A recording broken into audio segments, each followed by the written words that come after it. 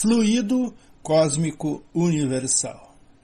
Os espíritos superiores nos esclarecem que há um fluido etéreo que enche o espaço. Atualmente, alguns cientistas a chamam de matéria escura.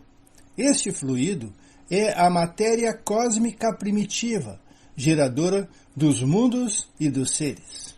Essas múltiplas forças, indefinidamente variadas, segundo as combinações da matéria, diversificadas em seus modos de ação, segundo as circunstâncias e os meios, são conhecidas na Terra sob o nome de gravidade, coesão, afinidade, atração, magnetismo e eletricidade ativa.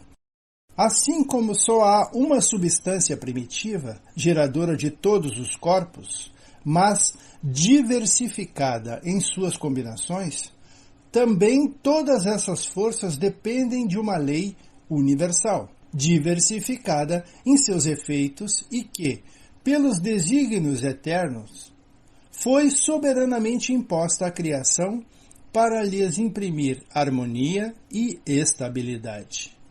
A grande diversidade de corpos materiais existente no universo e porque, sendo em número ilimitado as forças que presidem as suas transformações e as condições em que estas se produzem, também as várias combinações da matéria não podiam deixar de ser ilimitadas. O espírito André Luiz elucida que, no fluido cósmico, entendido como sendo o plasma divino, vibram e vivem constelações e sóis, mundos e seres, como peixes no oceano. É o princípio elementar do universo e demonstra possuir propriedades singulares, assumindo dois estados distintos: o de eterização ou imponderabilidade, que se pode considerar o estado primitivo, o estado normal. E o outro é o de materialização ou de ponderabilidade, que é, de certa maneira, consecutivo àquele. No estado de eterização ou imponderabilidade, o fluido cósmico não é uniforme, sem deixar de ser etéreo. Sofre modificações tão variadas em gênero e mais numerosas, talvez, do que no estado de matéria tangível. Essas modificações constituem fluidos distintos que, embora procedentes do mesmo princípio, são dotados de propriedades especiais e dão lugar aos fenômenos peculiares do mundo invisível. Dentro da relatividade de tudo, esses fluidos têm para os espíritos, que também são fluídicos, uma aparência tão material quanto a dos objetos tangíveis para os encarnados, e são, para eles, o que são para nós as substâncias do mundo terrestre. Eles as elaboram e combinam para produzirem determinados efeitos, como fazem os homens com os seus materiais, ainda que por processos diferentes. Devido à natureza e o tipo de forças que atuam na vida extrafísica, os elementos fluídicos do mundo espiritual escapam aos nossos instrumentos de análise e à percepção dos nossos sentidos, feito para perceberem a matéria tangível e não a matéria etérea. Alguns existem e pertencem a um meio diverso a tal ponto do nosso que deles só podemos fazer uma ideia mediante comparações tão imperfeitas como aquelas mediante as quais um cego de nascença procura fazer ideia da teoria das cores.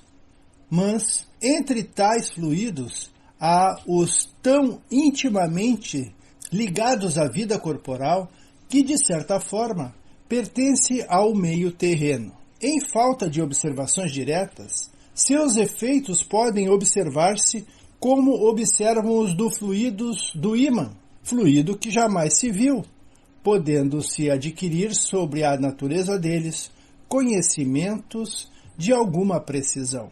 É essencial esse estudo, porque está nele a chave de uma imensidade de fenômenos que não se conseguem explicar unicamente com as leis da matéria. Agora vamos ver o estado de materialização ou de ponderabilidade. É o da transformação do fluido em matéria tangível, mas ainda aí não há transição brusca, porquanto podem considerar-se os nossos fluidos imponderáveis como termo médio entre os dois estados. Cada um desses dois estados dá lugar, naturalmente, a fenômenos especiais. Os chamados fenômenos materiais são da alçada da ciência, propriamente dita. Os outros, qualificados de fenômenos espirituais ou psíquicos, porque se ligam de modo especial à existência dos espíritos, cabem nas atribuições do espiritismo.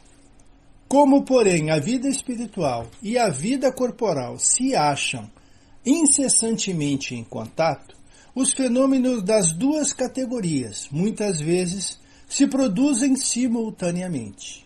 No estado de encarnação, o homem somente pode perceber os fenômenos psíquicos que se prendem à vida corpórea. Os do domínio espiritual escapam aos seus sentidos e só podem ser percebidos quando de estado de espírito. Finalmente, vamos apresentar mais uma transformação do fluido cósmico, existente em todos os seres vivos. Trata-se do fluido ou princípio vital. É o princípio da vida material e orgânica, princípio esse comum a todos os seres vivos, desde as plantas até o homem. Pois pode haver vida com a exclusão da faculdade de pensar. O princípio vital é coisa distinta e independente. Para uns, é uma propriedade da matéria, um efeito que se produz achando-se a matéria em dadas circunstâncias. Esse princípio, também chamado de fluido magnético ou fluido elétrico animalizado, é encontrado em todos os corpos vivos da natureza, modificado segundo as espécies, e ele que lhe dá movimento e atividade e os distingue da matéria inerte. Podemos então dizer que fluido vital é a força motriz dos corpos orgânicos, ao mesmo tempo que o agente vital dá impulsão aos órgãos. A ação destes entretém e desenvolve a atividade daquele agente, quase como sucede com o atrito que desenvolve o calor.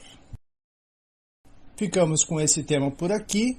No próximo estudo falaremos da formação da matéria. Agradecidos e pedindo a Jesus que sempre esteja conosco.